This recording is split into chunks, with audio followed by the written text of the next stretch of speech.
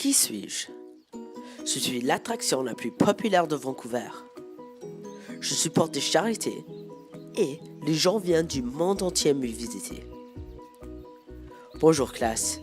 Si vous avez deviné le pont suspendu de Capilano, vous avez raison. Et vous avez deviné le sujet de mon reportage d'aujourd'hui. Durant ce reportage, je vous parlerai de son histoire, ses attractions, ce qu'ils font pendant les vacances de Noël, ses relations avec les charités et quelques faits. Son histoire commença en 1889 quand le pont a été construit par George Grant Mackay. Monsieur Mackay était un ingénieur civil écossais qui avait acheté 6000 acres de terrain dans Nord Vancouver pour le développer. Comme ce terrain était des deux côtés de la rivière Capilano, il devait construire un pont. Le pont était construit avec de la corde de chanvre et des planches de cèdre. Après ça, il y a eu 5 propriétaires différents. Mais si je les nomme tous, ça sera trop long et ennuyant. Alors, je vais juste vous dire les grandes dates. En 1903, les cordes de chanvre originelles ont été remplacées par des câbles métalliques.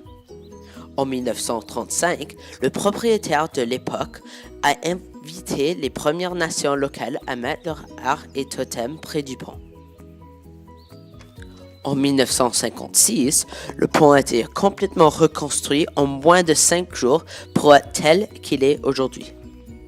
Finalement, en 1983, le pont a été acheté par son propriétaire d'aujourd'hui, Nancy Sibbard. Celle-ci transforma ce pont local en une attraction connue dans le monde entier. Le pont suspendu est évidemment l'attraction principale, mesurant 460 pieds de long et 230 pieds de haut.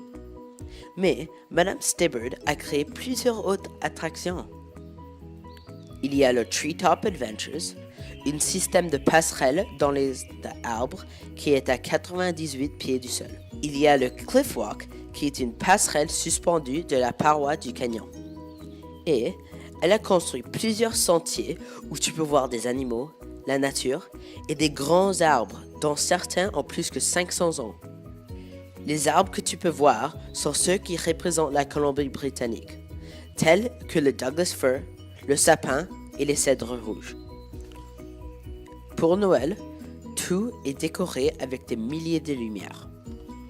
Ça s'appelle Canyon Lights et cette année est la 10e année qu'ils le font. Pendant cette période de fin d'année, de la fin novembre au début janvier, presque tous les bâtiments, les attractions et les arbres sont couverts de lumière. Il y a des musiciens, des chanteurs, des collations de la saison et il y a même l'arbre de Noël vivant le plus grand du monde, mesurant 153 pieds. Personnellement, j'y suis allé 2 fois et je l'adore. Tout est vraiment de saison. Tu peux toujours entendre des chansons de Noël et ça sent la cannelle. De plus, un pourcentage de l'argent des billets pendant ce temps de Canyon Lights est donné à Professional Firefighters Burn Fund, une organisation qui aide à réhabiliter des brûlés graves. À date, Canyon Lights leur ont donné plus que 222 000 $.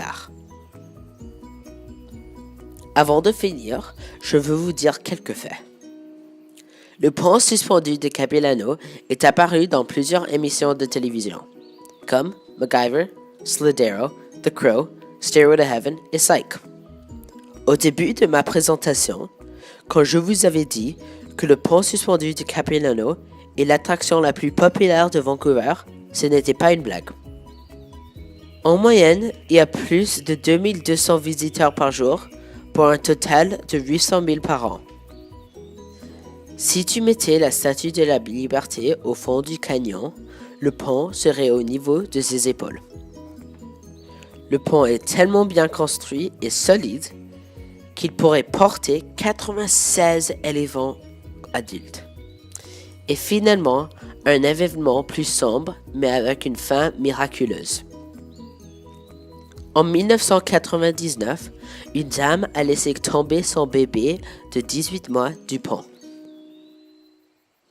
Mais, par miracle, le bébé a survécu sans blessure sérieuse.